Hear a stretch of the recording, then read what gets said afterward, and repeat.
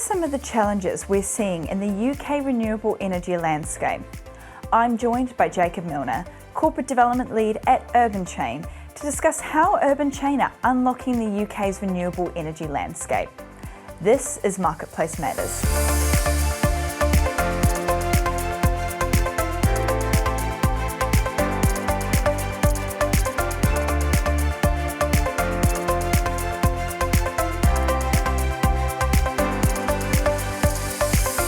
Jacob, thanks so much for joining me today here at the LSE. Hi Emma, thanks for having us. I'm delighted to be here. So tell me about UrbanChain. What does the business do? How long have you been going for? Yeah, of course. So at UrbanChain, we're reinventing the energy system by creating an alternative market for renewable energy. The traditional energy model is very linear. It goes from generator through to the big six energy supplier and out to the consumer. But that's not fit for purpose in a world of decentralized energy, which is where the world is going. In the UK, there's been huge amounts of deployment of small to medium-sized renewable assets across the UK, and this system is not set up for it. So that's why we've created UrbanChain. UrbanChain matches renewable generation and consumption on a half-hourly basis on our platform. Using our technology, we forecast demand using AI, we match the generation and the consumption on a half-hourly basis, and then we settle these transactions on our private blockchain. By doing this, customers get 100% 24/7 matched renewable energy. So in the morning, they could be consuming wind. During the day, it could be solar. And in the evening, it may be anaerobic digestion or hydro. So again, we're fundamentally enabling that shift to 100% renewable energy. The business was founded in 2017.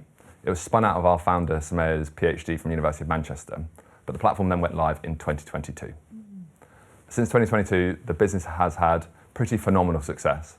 We were recently awarded the third fastest growing tech company in the UK.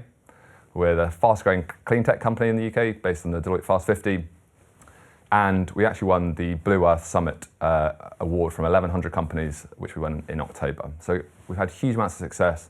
The business has been through a massive evolution over the past 2 years, but we're really excited to see what happens in 2025 and beyond. Well, congratulations. Those are some huge achievements so far for you. Now, taking a step back, it will be great to get your view of the UK renewable energy landscape. What are some of the challenges you're seeing to a wider scale adoption of renewables at the moment? Yeah, of course. I think the most important thing here to say is, let's start on a positive note. The UK has been world leading in its adoption and integration of renewable energy. So if we roll back sort of 10 years or so, back to 2013, 13% of the UK's energy mix came from renewable energy.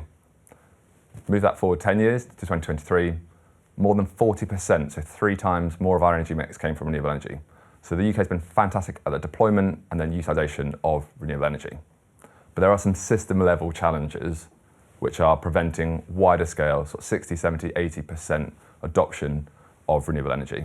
These are sort of behavioural, these are investment, these are innovation, and they're also regulatory changes which are preventing us from having wider scale adoption of renewable energy. And there's 3 examples I'd really like to pull out there. So first of all, many people don't know this, but renewable energy is coupled to the wholesale gas market. What this means is that when there's political instability, and we've seen unfortunately a lot of that over the last few years, the invasion of Ukraine in 2022, we've seen recent instability and political challenges in the Middle East. This causes huge spikes in the gas prices, which then has a direct impact on our renewable energy costs. But to us, that makes no sense. There's a system level problem because why should our solar farms, our wind farms be impacted by the prices of gas prices? They shouldn't. And that's, in our view, that's a fundamental issue and it's a system level challenge. Secondly, it's around grid stability and grid flexibility. Renewable energy is intermittent by nature. Think about wind, think about solar. We need to have significant investment in our grid stability, grid flexibility through demand side response, through battery storage to enable us to really benefit and utilise our assets. And then finally, the third system level challenge is around innovation. The UK energy market and the retail market opened up in the 90s. We then had sort of 20, 25 years of huge amounts of breakthrough innovation which really enabled net zero aspirations for 2050, but also some of the commitments we've now made for 2030. Since the 2022 energy crisis, though, it has curtailed almost all innovation, appetite for innovation. And for us to meet our targets, we're already behind. We need innovation to be at the forefront, we need regulation to be at the forefront of everything we do. So that's a system level change that needs to happen for wider scale adoption. So those three key challenges, can you explain how UrbanChain's model tackles those? Yeah, of course. So UrbanChain addresses those three sort of system level challenges in three ways. So first of all, around prices. And what I said earlier is around we create alternative markets for renewables. We do this by matching directly, by having that sort of direct match between generation and consumption. Prices are therefore not settled by the wholesale market, they're set by buyer and seller. So fundamentally we are decoupled from the wholesale market. We think that's really important to price stability. Secondly, grid stability. So when we've got this really cool mapping tool at work, we can see every piece of generation in the UK and every piece of demand in the UK. So when a generator comes to us and say, look, we want to work with UrbanChain, we can create a local energy system where we can map all the demand where they are, and we try and create these local energy markets.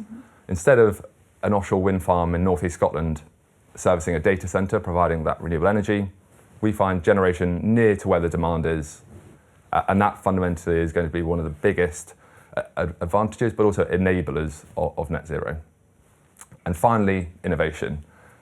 We at UrbanChain like to believe that we are disrupting the energy market, we're creating a new energy system, and that's exactly what we need. For example, we're enabling companies to share energy across their group. So at the moment, if you have a solar panel on your roof, you can't share it with other parts of your company. In our system, you can. So what we're trying to promote is innovation. We're trying to lobby government and create modifications which enable us to meet net zero. And a really nice example of that is through a council we're working with at the moment. The council today had a solar farm and they had sort of 30 buildings in a local area. In its current system, they were exporting at a really sort of rubbish rate to the grid, and at the same time are paying full price to import energy into their council buildings. They came to us and said, look, we've seen your solution, how would it work in reality for us? So the first thing we did, we created a private local market for the council. What that meant was the solar being generated down the road at their solar farm was then being exported into their council buildings. So they were benefiting from that local energy generation. They were also benefiting from paying a lower price. They then said, actually, during peak times when it's a really sunny, warm summer's day, we still can't use all of that export. Is there anything else we can do here? So we then expanded that private local market to local businesses.